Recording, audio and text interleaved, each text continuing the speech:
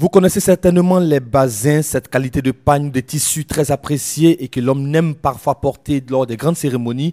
Et bien cette semaine, pour la chronique Destination touristique, Judith Daye nous emmène là où se fabriquent ces tissus. Et c'est dans la commune d'Adjamé, dans le quartier précisément Bracody. Là, il nous explique les différentes étapes de la fabrication de ce pagne qu'on dit être d'origine malienne.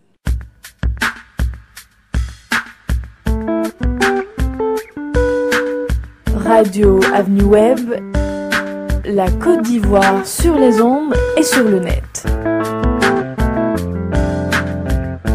Cette semaine, nous allons à la découverte d'un endroit tout à fait spécial qui se situe dans la commune populaire d'Adjamé. Nous y allons pour découvrir un lieu où se fabriquent les pagnes appelées bazins. Issu d'origine malienne, caractérisé par sa matière et sa teinture toute particulière. C'est à Adjamé, Bracody. Là, on assiste à une véritable chaîne de travail. C'est un travail qui passionne certains et suscite l'admiration des clients. Un travail qui revêt un caractère tout aussi particulier pour le procédé de confection. Alors Yoro là, à Adjamé Bracody, on peut suivre les 3 étapes de la fabrication du bazin avant de prendre son allure commerciale.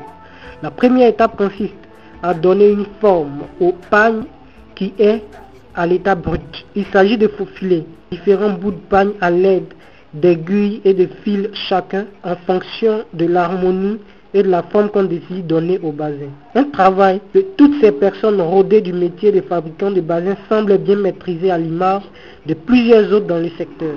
Le caractère de toute cette munition mise autour du faufilage est sans commentaire. Dans ce lieu, surtout d'un air poussé par une étroite précision, cette étape est très déterminante dans la suite du processus car si on est distrait une petite seconde, c'est tout le travail de suite qui prend un coup, nous dit-on. Une première étape qui, lorsqu'elle est réussie, facilite la seconde. La seconde étape est l'affaire des femmes. Elles sont nombreuses, celles qui réceptionnent les œuvres de la première étape. À ce niveau, elles abattent un travail non moins important que les premiers. En effet, il s'agit pour ces femmes de donner une couleur au bazin. Et cela elles le font en trempant les pagnes recueillies de la première étape dans une solution faite d'eau très bouillante et de colorant. Des gants aux mains, elles font des allers et retours.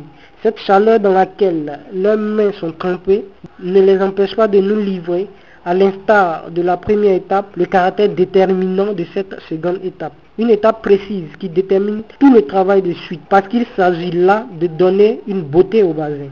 Et ce, à travers la couleur. L'eau chaude permet au colorant de fixer le bazin et d'y rester définitivement, précise dame, assez tout. Une fois la seconde étape terminée, un groupe d'hommes se charge du travail de fin.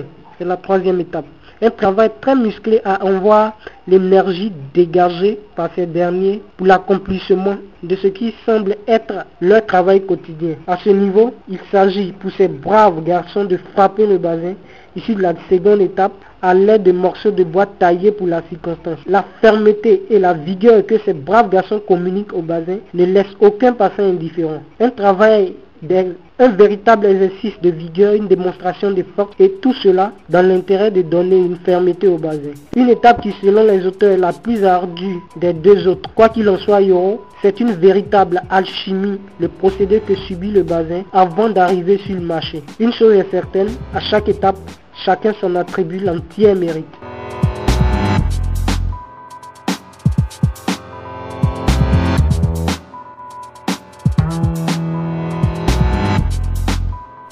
C'est la fin de ce 77e numéro de Radio Avenue Web. Prochain rendez-vous avec toute l'équipe dans une semaine.